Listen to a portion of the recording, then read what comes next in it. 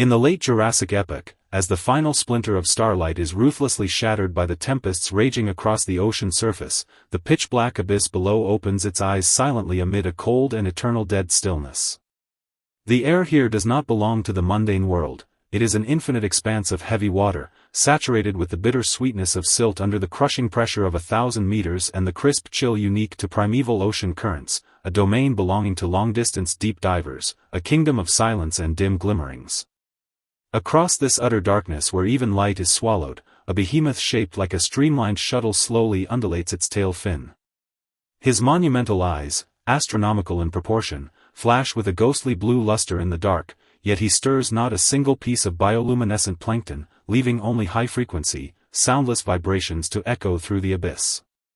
This solitary deep-sea hermit, stealthily gliding through the freezing water, was the Ophthalmosaurus, the ancient sea dragon with the largest eye-to-body ratio in Earth's history, and the ultimate solitary traveler within that quiet ocean. Tonight, by the gentle flicker of the hearth fire and through this narrative you need not burden your mind to remember, let us wander into his true life. Let us gaze upon an ancient soul that shattered conventional perceptions, and listen to that silent epic buried deep within the freezing seafloor. He possessed an exquisite frame that left terrestrial dinosaurs far behind and a beautifully elegant, dolphin-like snout, yet he was destined, amid the torments of fate and visual degeneration, to single-handedly witness the quiet retreat of a deep-sea dynasty. His life was symbiosed with the darkness, and with the eventual disappearance of his eye's final glimmer, it transformed into a gentle echo sweeping through the endless passage of time, while the majority of Jurassic predators chased schools of fish among the coral reefs of warm, shallow seas, tearing through the sunlight with their massive bodies. The destiny of the Ophthalmosaurus slid into a completely different, pitch-black course within the bottomless trenches of the North Sea. This represented a highly unusual survival strategy. In an era when shallow water resources suffered from brutal competition, the lineage of the Ophthalmosaurus chose to evade the clamor, reshaping their anatomy across countless generations to conquer that cold, lightless, bone-crushing abyss 1,000 meters down. Their bodies evolved a flawless, fluid profile devoid of any redundant protrusions, with dorsal and tail fins resembling the most exquisite propellers.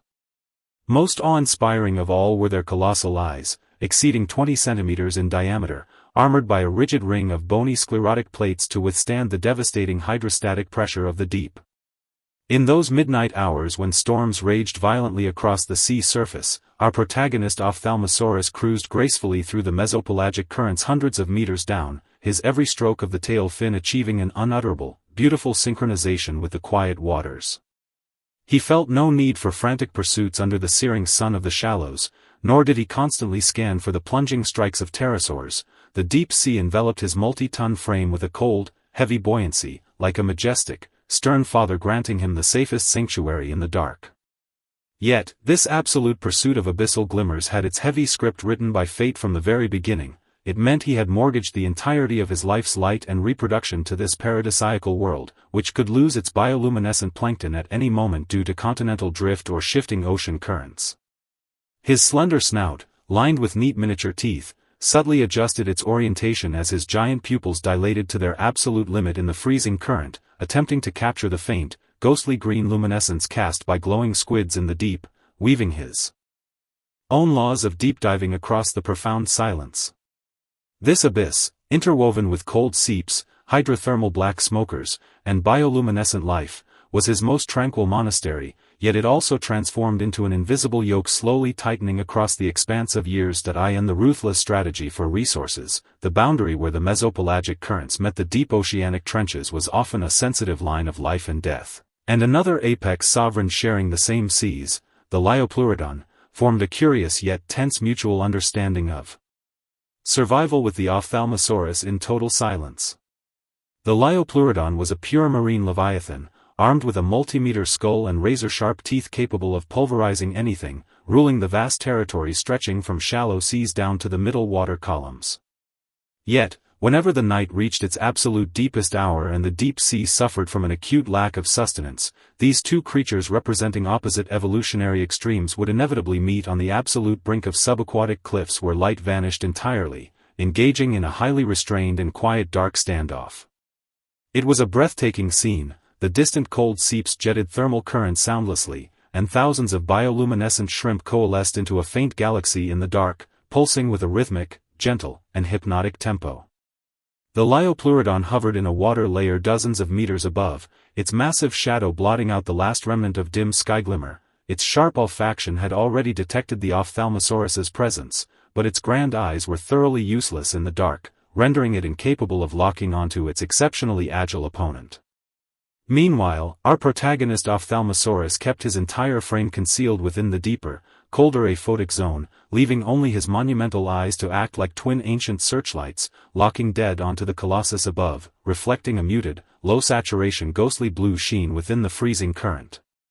He did not scatter frantically out of volatile wild terror. Instead, leveraging the total darkness of the deep, he masked his velocity and fluid advantages just beneath the shimmering undercurrents, radiating an inviolable, steady aura.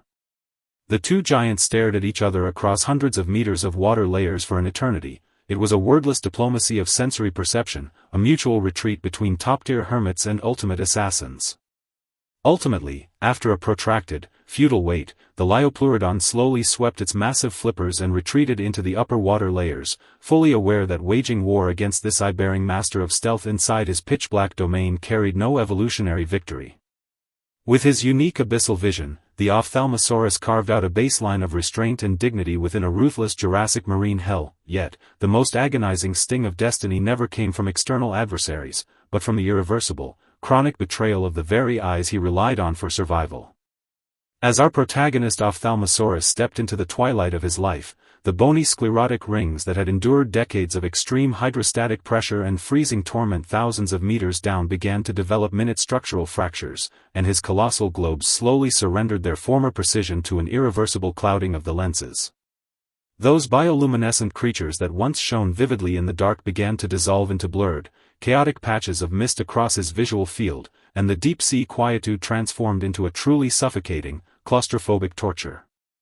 For the protagonist Ophthalmosaurus, this meant his vital prey was quietly turning invisible within his world, and worse still, his aging framework could no longer execute high-intensity, rapid diving and surfacing sequences like it did in his youth. The microscopic gas bubbles born from decompression sickness returned with cruel punctuality, throbbing with a dull ache inside his blood vessels every freezing midnight.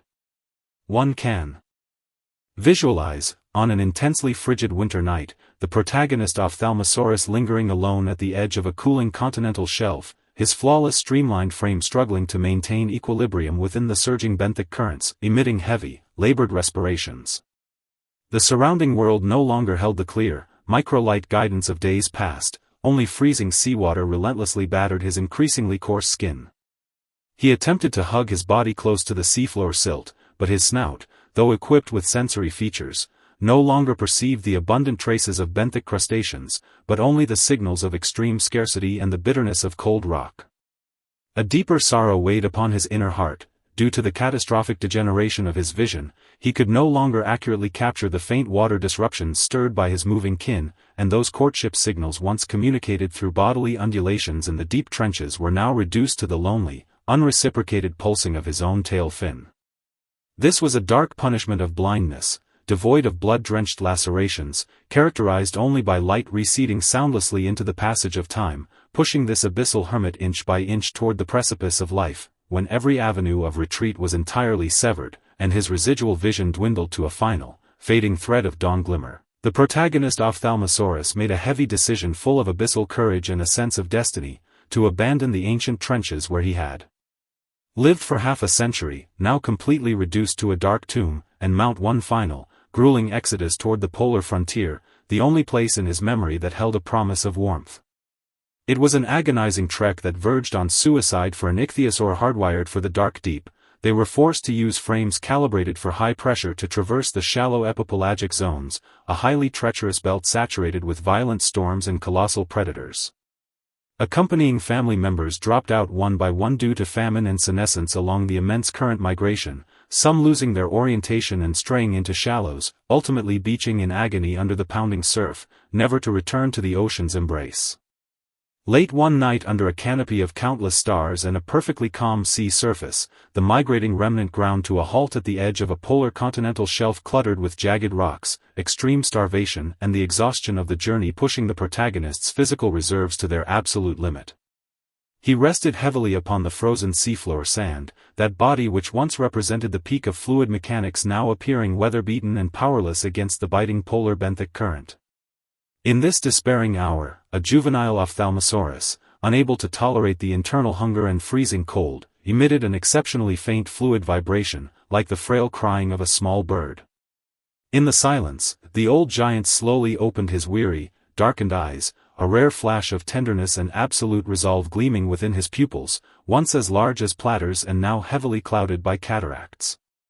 He leaned forward, pressing his massive, heavy snout gently against the calf's forehead, conveying the scarce, precious energy remaining within his framework through subtle hydrostreams to form a warm undercurrent, softly comforting this fragile life.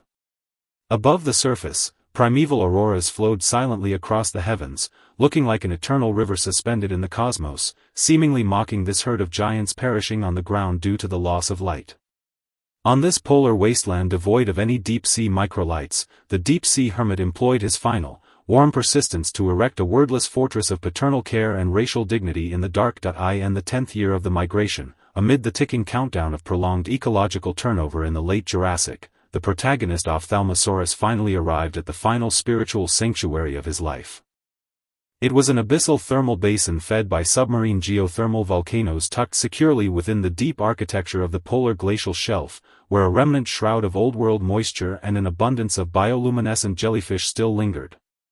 However, consecutive years of visual loss, the intense physiological stress of environmental upheaval, and the catastrophic wear and tear of shallow water transit had completely spent the fire of life within this deep-sea king. Late one windless, star-filled night, magnificent emerald auroras unusually rippled across the polar sky, staining the motionless seawater a dreamlike, surreal jade color. Slowly and with immense decency, the Ophthalmosaurus slid his massive frame into these long-lost warm waters. As the cool, gentle current coursed over his coarse hide once more and cradled his heavy bones, he seemed to hear the call of ancestors from millions of years ago. His slender head swayed gracefully beneath the surface as he dived one final time toward the deepest, darkest, unknown core of the thermal basin center, the ultimate pursuit of his entire life, and his rightful final resting place. The calf, now fully grown, hovered at the basin edge for an eternity, emitting long hydrovibrations that carried far into the night sky, like a final elegy sung for this magnificent father. Deep within the waters, the protagonist Ophthalmosaurus closed his eyes, his cardiac rhythm aligning perfectly with the ancient metronomy of this subterranean watercourse, growing slower and slower until it fused entirely into eternal tranquility. He was not cast aside by his era amid frantic roaring. Instead, he chose to withdraw from this ancient ocean he had once ruled and deeply loved with absolute grace and decency, enveloped by the deep whispers of the current. As the grand magic of geological transformation played out across tens of millions of years, that abyssal thermal spring which once entombed all the secrets of the Ophthalmosaurus was ultimately uplifted by continental compression, turning into the scorching, cold, and unyielding gray shale strata deep beneath modern landlocked mountain ranges today. Those rigid sclerotic rings evolved specifically for the deep, and that heavy frame which once propelled smoothly like a streamlined shuttle were gradually carved by silt and minerals into immortal fossils, remaining as the most incredible biological puzzle in the eyes of human scholars. Whenever the modern midnight descends and the biting desert winds sweep over the gravel barrens of ancient continents, those colossal eye sockets sequestered deep within thousands of meters of rock walls seem to still radiate a faint, ancient sigh in the dark. The Ophthalmosaurus, this sole deep-sea eye-bearing hermit of the age of dinosaurs, never surrendered the masterfully restrained poise of a deep-diving lone survivor amid brutal shallow-water carnage, nor did he exhibit meaningless panic before the cold betrayal of his era. He simply returned the vital buoyancy of life calmly as blindness took over and light receded. The legacy he surrendered to this world is far grander than mere rule-breaking, bizarre skeletal frameworks. It is a profound midnight echo of how life, when confronting an absolute and irreversible destiny, can stubbornly safeguard its abyssal elegance and unique dignity. Watercourses may dry up, and the world may be remolded, but that monumental ice silhouette which once broke the water's surface amid the midnight depths has long since been permanently branded into the absolute depths of Earth's memory. Now, the night has grown exceedingly deep, and the dust on the desert wastes has finally quieted. That giant resting in eternal slumber beneath the deep water has already fallen into a profound sleep in the distant cradle of time. And you, who have faithfully accompanied this long, stealthy journey, may now shed every ounce of your exhaustion and defenses, close your eyes, and along with this gentle murmur of the current, dissolve into the most secure and sweetest of dreams.